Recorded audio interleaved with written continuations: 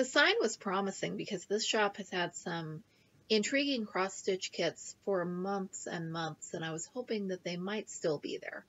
No luck, though. First thing in the door to catch my eye was the pretty blue glass. I'm not sure if this is actual cobalt glass or just pretty blue glass. One of you will fill me in, I know. This shop always has neat vintage things. Here's a rustic birdhouse that caught my eye. Someday I think I'm going to have a bunch of birdhouses in my yard, but that day has not come yet. I'm always drawn by the old high chairs, and I keep looking and telling myself that I have enough old wooden baby stuff to keep me happy for a long time. I love the vintage irons, and I already have one at home that's very similar to this one. I think that's a travel iron, correct me if I'm wrong. And I am just morbidly fascinated by this old blow dryer. I think that this is the whole thing that created the warning of blow dryers falling into bathtubs. Looking for mixer bowls, but not with a mixer because I broke another one. Of course I did. And they're all over the thrift stores, of course. While I'm looking for one, I'm not finding one. So many vintage Coca-Cola and Pepsi glasses, and I think those are the same set we got from IKEA a few years ago. Should have checked to see how the price compares. The chicken teapot caught my eye, and the way it's kind of crouching there. This store always has their things laid out so prettily, and even when it's not great stuff, the way that they have it displayed and those sparkly lights make it look, I think, better than it is. And here is where I fell in love. I kind of collect old oil lamps. We use them during power outages, so I could justify oil lamps. Look at the honeycomb. I just was swooning over the honeycomb. And I think that amber tint is because of the lights, but heck, to get them to look like that, I would go buy some lights. I also love this one and the globe. And I have not been able to get these out of my mind. I am not going to drive back down to the shop because I'm sure as I'm filming this 2 weeks later that they must be gone. I have so many oil lamps already that I don't need anymore. But I don't have one with honeycomb, and I could redo my mantle for that. I really could. It's that fine line between what you need and what you want. And I have to be good, otherwise I'm going to have to ban myself from the thrift stores and not do nearly as much window shopping. Like I said in the beginning, I was hoping that the cross-stitch kits that have been there forever might still be there. They had so many Sizzix dies, and you can use these on fabric, the old steel ruled ones, and I have a Sizzix machine, and they were absolutely dirt cheap, but I had to remind myself how long it has been since I actually used any of my die cutting machines, and that these shapes really aren't terribly suited for quilting. The crayon might be.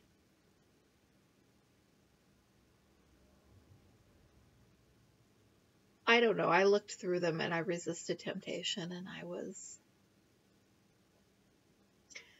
good in this instance. If I decide at some point in the future that I should have bought some, there will be more because the world is absolutely full of Sizzix dies. I don't know if they're as much of a thing now as they were a few years back.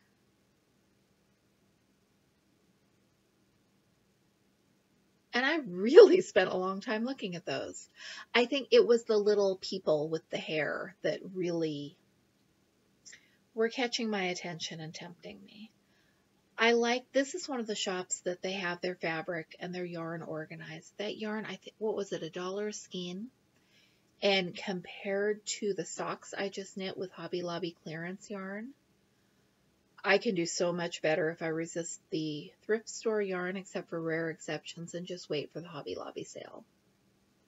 And of course those once in a blue moon occasion amazing estate sale finds. There was a block of the month holiday quilt,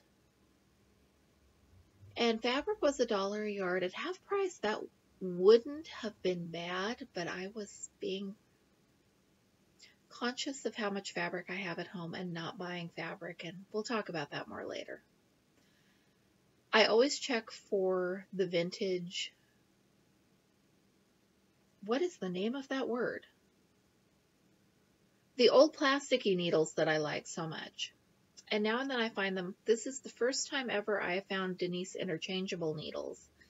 There are 2 cables in that pack and a set of tips, and I have 2 sets of Denise at home already. I've snapped several of the connector cables over the years, but that is after just hours and hours of use. So I was happy to find some more to add to replace what I'd broken. So this is salt and pepper and something else. Somebody please tell me what the something else was. The shape kind of reminds me of pine cones, and they were just cute.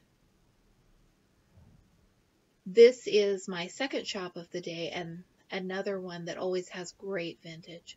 Look at the toll painted frying pan, guys. I love that.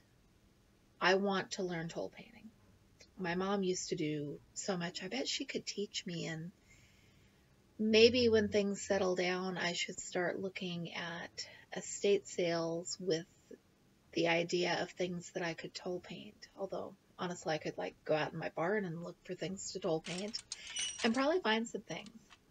I always glance through the racks of needlework here in the front corner of the store. It rarely changes. I think they keep these until they sell, especially if they're cute, which I'm glad they do, because these need to find a good home, and if they sit there long enough, I am sure they will find the person who wants to bring them home.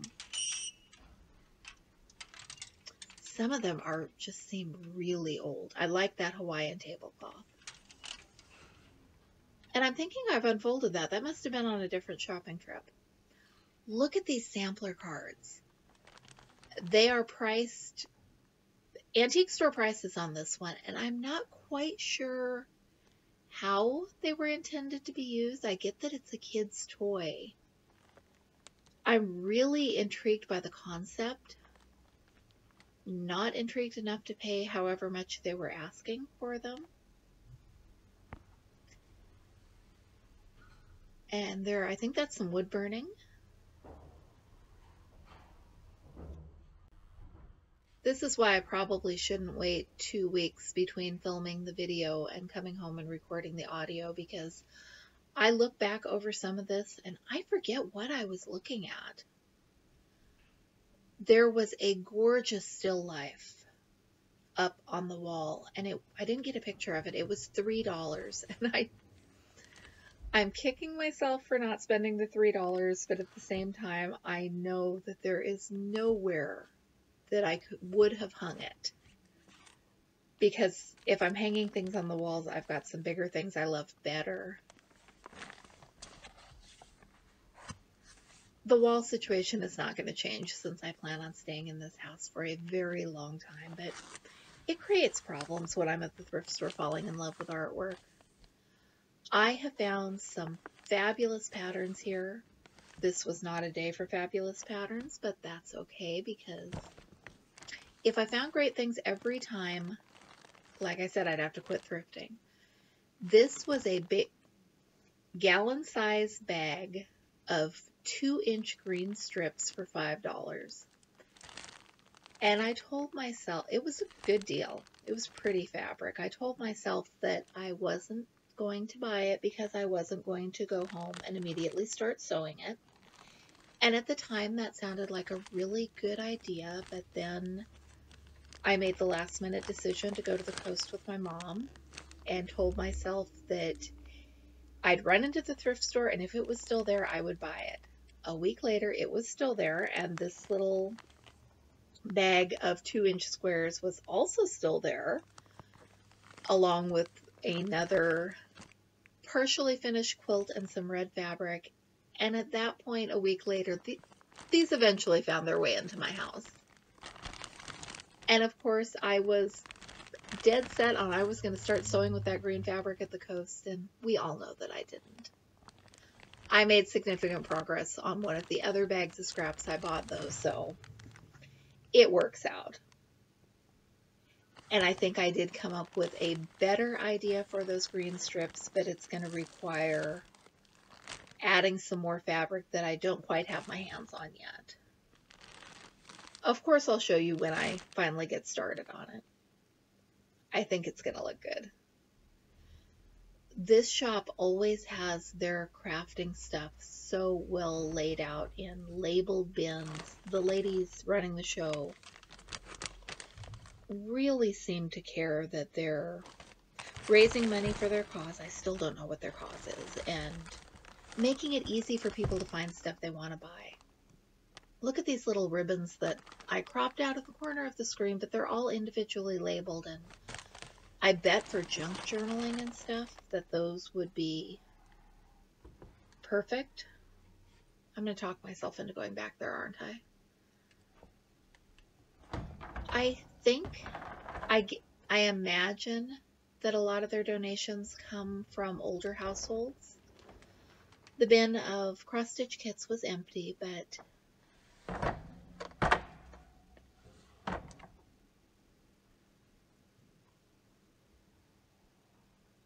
you know, my brain just kind of left my head there for a moment. There was an end to that thought. I had fun. I browsed. I saw some neat vintage stuff. I am going to covet that stupid hairdryer forever. But, you know, if I find one in an old barn sale for dirt cheap, I'll buy it. And I'll leave the one in the thrift store for someone else who has money to contribute to the Humane Society. Thanks for watching. I'm Michelle with Michelle's Romantic Tangle. I'll be